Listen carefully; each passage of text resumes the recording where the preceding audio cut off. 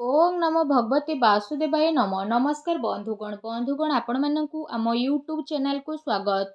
बंधुगण आज आम जानिबा 27 तारीख आपणक पई किपरि रहिबो, केउ प्रकार आजिर दिन को आपण प्लानिंग करिवे, ता सहित जदि आम विस्तार पूर्वक भाबे कहिबा कि आजिर दिन आपणक पई किपरि साब्यस्त हेबो, ता सहित जदि कहिबा केउ केउ क्षेत्र रे आपणकु फायदा हेबो, केउ सबु जिनिस रे आपणकु सावधानता अवलंबन करबाकू पड़िबो, आपणकर लव लाइफ किपरि रहिबो, क्यारियर किपरि रहिबो, बिजनेस आउ व्यापार किपरि रहिबो, ता सहित स्वास्थ्यर महत्वपूर्ण इनफॉरमेशन मध्ये आमे आपण मानकु भिडियो रे कहिबु। आउ भिडियो शेष रे आमे आपण मानकु गोटे उपाय विषय रे कहिबु, जहा द्वारा आपण आजिर दिन को आहुरी अधिक शुभ और मंगलदायक साब्यस्त करि परिबे। आगो को भिडियो आरंभ करिबा पूर्वरु आमर आपण मानकु रिक्वेस्ट कि जदि आपण आम चैनल रे नुआ करि आछंती तो चैनल को सब्सक्राइब करंतु, सांगरे नोटिफिकेशन बेल को मध्य ऑन करंतु, जहाद्वारा समय समय रे आपणक पाखरे नुआ नुआ भिडियो रो नोटिफिकेशन पहुँची जिवो। तो आसंतु जानिबा किपरि रहिबो आपणक पई 27 तारिखर दिन।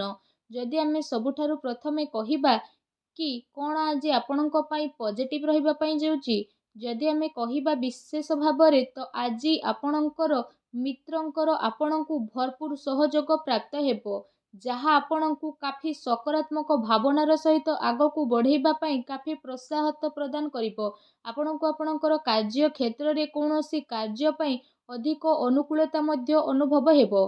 ता सहित आजिर दिन आर्थिक दृष्टिकोणरू आपणक पई बहुत ही भल दिन रहिबा पई जाउची, जहा पई आपणकर मन बहुत ही प्रसन्न मध्य रहिबो। आपणकर आर्थिक स्थिति रे काफी अनुकूल परिवर्तन आसीबो एवं आपणकर व्यवसाय रे मध्य वृद्धि घटिबो। आमदानी रो स्रोत रे मध्य परिवर्तन आसीबो। आर्थिक रूप रे आपण बहुत भल सामंजस्य बनाईकि ही रखि परिबे। ता सहित आपणकर साक्षात आपणकर मामा आ माउसी घर पक्षक ठारू होई मध्य पारे, जहांक सह मिसिकी आपणकु काफी खुशी अनुभव हेबो एवं तांकु आपण आपणकर कोनोसी कार्य रे सहाय्य मध्य प्रदान करिवे। ता सहित धार्मिक कार्यकलाप रे बुद्धि हेबो एवं आपण से सब उपरे खर्च करि पारंती। संघर्ष करिबा परे कार्य रे आपणकु सफलता अवश्य ही प्राप्त हेबो। जदि आपण कोनोसी यात्रा पई जिबार इच्छा रखिछंती तो भी प्रयास करिबारे आपणकु सफलता मिलिबो। जदि आपण कार्य क्षेत्र रे निजर परिश्रम जारी रखुछंती तो तार शुभ फल मध्य आपणकु अवश्य ही प्राप्त हेबो। एहा सहित जदि कहिबा एहा आपण मानिकी ही चलंतु कि ए दिन आपणक पई पूर्ण रूप रे आपणक पई ही रहिछि, बास आपणकु आपणकर भल प्रदर्शन प्रत्येक क्षेत्र रे देबा पई पड़िबो। तेबे आपण तार परिणाम स्वरूप जदि कहिबा प्राप्त हेउथबा सब सुख को बहुत भल भाबरे भोग करि परिबे। आउ एहा द्वारा आपणकर मनोबल मध्य बनि जिवो, जो कारण पई आपण काफी उत्साह रे रहिबे एवं आपण आपणक ऊर्जा बल रे सबु प्रॉब्लम को फेस मध्य करि नेबे। ता सहित से सब उपरे आपणकु सफलता मध्य प्राप्त हेबो, जो कारण पई आपणक खुशी पूरा दुई गुणा हेबो एवं आपणक दिन बहुत ही आनंद रे कटिबो। आसंतु जानिबा जे आपणक पई कोन नेगेटिव रहिबो। फ्रेंड्स, आज आपणक पई आवश्यक रहिबो कि आपण कोनोसी भी निर्णय को नेबा पूर्वरु निजर पूरा टाइम नियंतु आ भाबी चिंती कि समस्यार उत्तर बाहर करंतु। आ समस्यार उत्तर बाहर करबा पई पर्याप्त संशोधन को जुटई रखंतु। पारिवारिक जीवन रे आज चिंतार वृद्धि मध्य आपणकर होई पारे। जदि आपण समस्त को साथी रे नेकी चलिबे तो समस्या धीरे धीरे आपणकर काबू रे आसीबो। एहा सहित जदि कहिबा पैसा लेन देन रे आपणको सावधान रखिबार अति आवश्यकता रहिछि, तथा कौनसी अन्य व्यक्ति को धन देबा आपणको पई नुकसानदायक मध्य होई पारे। कौनसी मानसिक अशांति तथा चिंतापूर्ण स्थिति मध्य आपणकर आसी पारे।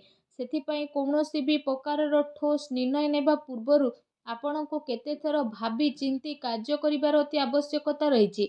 एहा आपणको पई काफी फायदामान भरा साब्यस्त हेबो।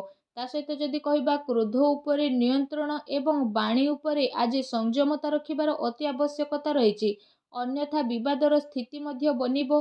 पारिवारिक माहौल आपणकर अनुकूल रहिबो, किंतु ध्यान दियंतु कि आपणक कथारे काहाको आघात न पहुंचू। एहा सहित जदि कहिबा आपण परिवार को जोड़ी की रखिबा पई चाहुछंती तो आपणको आपणक जीवन रे किछि समझौता को नेबा को पड़िबो, अन्यथा स्थिति आपणकर नियंत्रण रु बाहर को मध्य जाई पारे। ଆପଣଙ୍କୁ ପରିବାର ଲୋକଙ୍କ ସହିତ ଧନ ସମ୍ବନ୍ଧିତ ସମସ୍ୟାକୁ ସୁଲଝେଇବା ପାଇଁ ମଧ୍ୟ ପଡ଼ିପାରେ। ଆଉ ନିଜେ ନିଜେ ଅଧିକ ରୂପରେ ଯୋଗଦାନ କରିବା ପାଇଁ ମଧ୍ୟ ପ୍ରସ୍ତୁତ ରହିବା ପାଇଁ ପଡ଼ିବ। ତା ସହିତ ଯଦି ଆମେ ବିଶେଷ ଭାବରେ କହିବା ଉଚ୍ଚ ଶିକ୍ଷା ପାଇଁ ପ୍ରୟାସରତ ବ୍ୟକ୍ତିବିଶେଷଙ୍କୁ ଟିକେ ଆଉ ଅଧିକ ପ୍ରୟାସ କରିବା ପାଇଁ ପଡ଼ିବ ତଥା ପ୍ରତୀକ୍ଷା ମଧ୍ୟ କରିବାକୁ ପଡ଼ିବ। କାରଣ ଏବେ ଆପଣଙ୍କ ପାଇଁ ଏତେ ଭଲ ଅବସର ଦେଖା ଦେଉନାହିଁ। କିନ୍ତୁ ଯଦି କହିବା ଆପଣଙ୍କୁ ହିମ୍ମତ ହାରିବାର ବିଲକୁଲ ବି ଆବଶ୍ୟକତା ନାହିଁ, କାହିଁକି ନା ପରିଶ୍ରମ କେବେ ବ୍ୟର୍ଥରେ ଯାଏ ନାହିଁ। ଏହା ସହିତ ଯଦି ଆପଣଙ୍କ ଲଭ୍ ଲାଇଫ୍ ବିଷୟରେ କହିବା, ତ ଯଦି ଲଭ୍ ଲାଇଫ୍ ବିଷୟରେ ଆଲୋଚନା କରିବା, ଆପଣ ଆପଣଙ୍କର ପ୍ରେମୀ ପ୍ରେମିକାଙ୍କୁ ପ୍ରପୋଜ କରିବା ପାଇଁ ଚାହୁଁଛନ୍ତି ତ ବି କରିପାରିବେ, କିମ୍ବା ଆପଣ ଆପଣଙ୍କ ମନର କଥା ସେୟାର ବି କରିବାକୁ ଚାହୁଁଛନ୍ତି ତ ବି ଆପଣ କରିପାରିବେ। ଏଥିପାଇଁ ସମୟ ଆପଣଙ୍କ ପାଇଁ କାଫି ଅନୁକୂଳ ଭାବରେ ରହିବ। ଏହା ସହିତ ଆପଣଙ୍କର ପ୍ରେମ ସମ୍ବନ୍ଧ କାଫି ଏ ଦିନରେ ମଜବୁତ ରହିବ। ଆପୋଷିକ ସମ୍ବନ୍ଧରେ ଘନିଷ୍ଠତା ଆପଣଙ୍କୁ ଗୋଟେ ନୂଆ ସ୍ମୃତି ପ୍ରଦାନ କରିବ। ଜୀବନ ସାଥୀଙ୍କର ଆଜି ଆପଣଙ୍କୁ ପୂର୍ଣ୍ଣ ସହଯୋଗ ମିଳିବ। ତା ସହିତ ଯଦି କହିବା ବିବାହିତ ଜାତକଙ୍କ ପାଇଁ ମଧ୍ୟ ଆଜିର ଦିନ ବହୁତ ହି ଭଲ ଦିନ ରହିବାକୁ ଯାଉଛି। ଆଜିର ଦିନ ଆପଣଙ୍କ ପ୍ରେମ ଜୀବନ ଦୃଷ୍ଟିରୁ ବହୁତ ଭଲ ଦିନ ମଧ୍ୟ ରହିବ। ତା ସହିତ ଯଦି କହିବା ଆଜି ଆପଣଙ୍କ ବ୍ୟବସାୟିକ କ୍ୟାରିୟର ବିଷୟରେ, ତ ବ୍ୟବସାୟିକ ଧନ୍ଦାରେ ଆଜି ଆପଣ ଆର୍ଥିକ ଲାଭ ଏବଂ ଚାକିରିରେ ଲାଭ ପ୍ରାପ୍ତିର ଅନେକ ହିଁ ଯୋଗ ବନୁଅଛି। ଗ୍ରହ ନକ୍ଷତ୍ରଙ୍କର ଅନୁକୂଳତା କାରଣରୁ ଆକସ୍ମିକ ଧନ ଲାଭର ଆଜି ଆପଣଙ୍କ ପାଇଁ ଅନେକ ହିଁ ଯୋଗ ବନୁଛି। ତା ସହିତ ଆପଣଙ୍କୁ ପଇସା ନେଣ ଦେଣରେ ମଧ୍ୟ ଅଧିକ ଫାଇଦା ହେବ। ଅଟକିଥିବା ସବୁ କାର୍ଯ୍ୟ ଆପଣଙ୍କର ପୂର୍ଣ୍ଣ ହେବ ଏବଂ ଧନ ଲାଭର ଭଲ ସ୍ଥିତି ମଧ୍ୟ ରହିବ, ଯାହା ପାଇଁ ଆପଣଙ୍କ ମନ ବହୁତ ହି ପ୍ରସନ୍ନ ରହିବ। ଏହା ସହିତ ବ୍ୟାପାର ବିସ୍ତାରର ଆପଣ ନୂଆ ଯୋଜନା ବନେଇବେ। ବ୍ୟାପାରକୁ ନେଇକି ଆଜି ଆପଣ କୌଣସି ଯାତ୍ରା ଉପରେ ମଧ୍ୟ ଯାଇପାରନ୍ତି, ଯାହା ଆପଣଙ୍କ ପାଇଁ କାଫି ଲାଭଦାୟକ ଭରା ସିଦ୍ଧ ହେବ। ଏହା ସହିତ ଆଜି ଆପଣ ପ୍ରପର୍ଟିରେ ନିବେଶ ମଧ୍ୟ କରିବେ, ଯାହା ଭବିଷ୍ୟତରେ ଯାଇକି ଆପଣଙ୍କ ପାଇଁ କି କାଫି ଲାଭଦାୟକ ଭରା ସିଦ୍ଧ ହେବ। ଚାକିରି ପେଶା ବ୍ୟକ୍ତିବିଶେଷଙ୍କୁ ମଧ୍ୟ ଆଜିର ଦିନ ବହୁତ ହି ଭଲ ଦିନ ରହିବାକୁ ଯାଉଛି। ଫ୍ରେଣ୍ଡସ୍, ଆସନ୍ତୁ ଜାଣିବା ଆଜି ଆପଣଙ୍କର ସ୍ୱାସ୍ଥ୍ୟ କିପରି ରହିବ। ବୁଦ୍ଧିମାନିର ସହ ଆପଣ ଊର୍ଜା ଶକ୍ତିର ପ୍ରୟୋଗ କରିବେ, ତେବେ ଆପଣଙ୍କୁ ଶାରୀରିକ ରୂପରେ କେହି ଯେମିତି ପ୍ରୋବ୍ଲେମରେ ନ କରିବେ। ତା ସହିତ ଆପଣଙ୍କ ଜୀବନ କାଫି ଖୁସି ଭରା ମଧ୍ୟ ରହିବ।